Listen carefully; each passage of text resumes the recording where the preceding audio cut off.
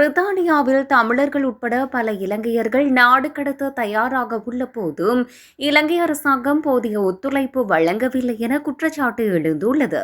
பிரித்தானியாவில் சட்டவிரோதமாக உள்நுழைதல், விசா மோசடி உட்பட பல்வேறு குற்றச்சாட்டுகளில் கைது செய்யப்பட்ட இலங்கையர்கள் பலர் நாடு கடத்தலை எதிர்நோக்கியுள்ளனர். எனினும் இலங்கையின் முழுமையான ஆதரவு கிடைக்காமையினால் நாடு கடத்தல் நடவடிக்கையை மேற்கொள்ள முடியாத நிலை காணப்படுவதாக பிரித்தானிய பிரபுக்கள் சபை கவலை வெளியிட்டுள்ளது.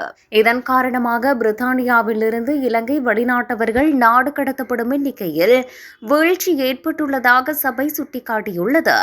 தேசிய மற்றும் எல்லைகள் சட்டம் மீதான விவாதத்தின் போது உள்துறை அலுவலகத்திற்கான அமைச்சர் லார்ட் டேவிஸ் ஆப்கோவர் பிரித்தானியாவின் இடப்பெயர்வு கண்காணிப்பகத்தின் தரவுகளை சுட்டிக்காட்டினார்.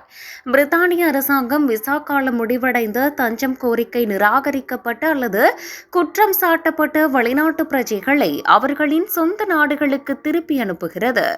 ஆனால் கடந்த 10 ஆண்டுகளுக்கு முன்னிருந்த விகிதத்துடன் ஒப்பிடுகையில் தற்போது பிரித்தானியா இலங்கைக்கு நாடு கடத்தும் மக்களின் எண்ணிக்கை 97% குறைந்துவிட்டது.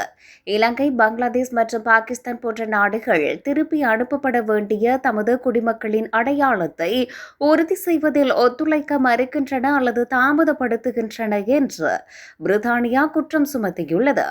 அத்தகைய நாடுகளுக்கு விசா அபராதங்களை விதிக்கும் நடைமுறையை கட்டாயமாக்க வேண்டும் என கோரும் சட்ட திருத்தம் 71 லார்ட் டேவிஸ் சுட்டிக்காட்டியுள்ளார்.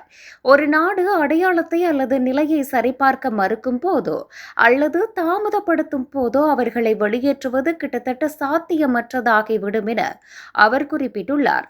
முன்வைக்கப்பட்ட திருத்தம் அத்தகைய சந்தர்ப்பங்களில் உள்துறை செயலாளர் கட்டாயம் செயல்பட வேண்டியிருப்பதை உறுதி செய்யும் என அவர் குறிப்பிட்டுள்ளார்.